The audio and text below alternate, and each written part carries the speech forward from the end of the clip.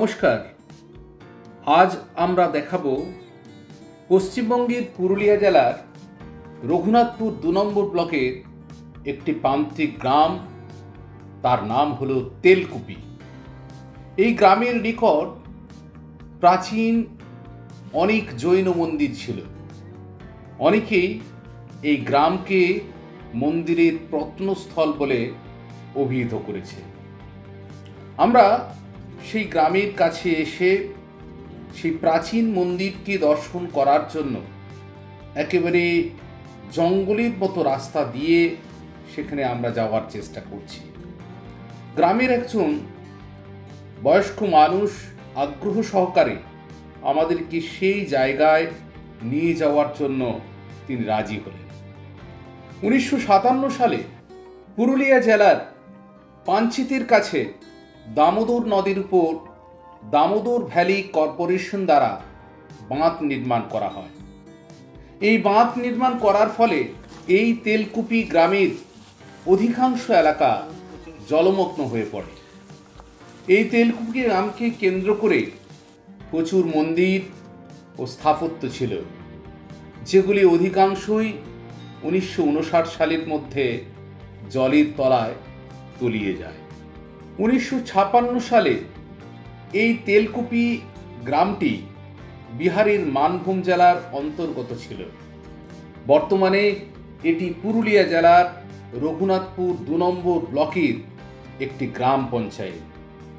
এই তেলকুপি গ্রাম পঞ্চায়েতের মধ্যে তারাপুর, লালপুর, জামডি, গুরুন্ডি, পাথরবিড়া, ঘরবিড়া প্রভৃতি প্রান্তিক গ্রামগুলি এখানে অবস্থিত। আমরা অলরেডি সেই ভগ্নপ্রায় জীর্ণ মন্দিরটির কাছে এসে উপস্থিত হয়েছি। গ্রীষ্মকাল থাকার ফলে মন্দিরের কাছে যাওয়ার একটা সুবর্ণ সুযোগ আমরা এখানে প্রাপ্তিযোগ হয়েছে। বর্ষার সময় এই মন্দিরের প্রায় 4 ভাগের 3 ভাগ জলের তলায় কিন্তু অবস্থান করে। তখন কিছু কিছু মানুষ নৌকা বিহারের মধ্য দিয়ে এই মন্দিরটিকে দর্শন করার জন্য সেখানে পৌঁছায়। 1878 সালে প্রকাশিত জে.ডি. বাগলারির বই থেকে তেলকুপির একাধিক মন্দির সম্পর্কে বিশদ বিবরণ পাওয়া যায়। মন্দিরগুলি 3 ভাগে বিভক্ত ছিল। প্রথম ভাগে 13টি মন্দির ছিল, যা গ্রামের উত্তর দিকে দামোদর নদীর কাছে অবস্থিত ছিল।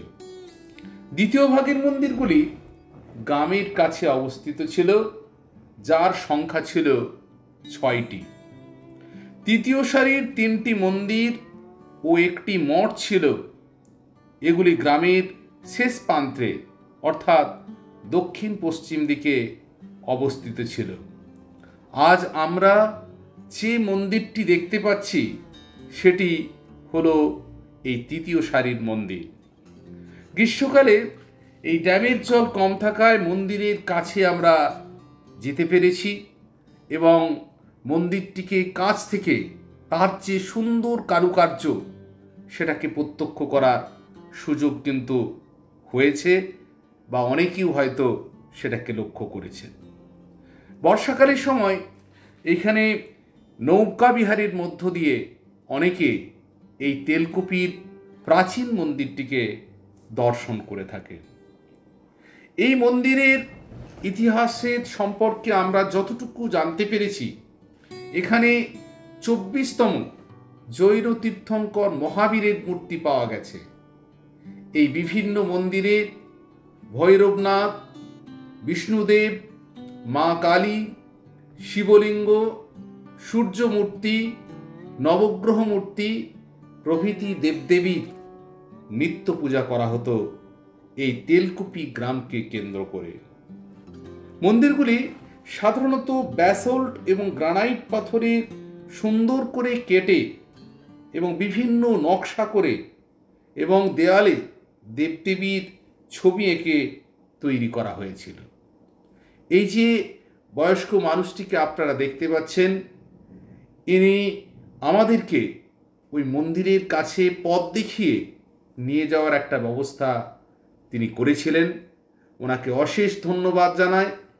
এই তেলকুপি গ্রামে ওনার যে সহচর্য আমাদেরকে সমৃদ্ধ করেছে। ভিডিওটি ভালো লাগলে অবশ্যই শেয়ার, সাবস্ক্রাইব এবং কমেন্ট করে আপনারা আপনাদের মতামত প্রকাশ করবেন।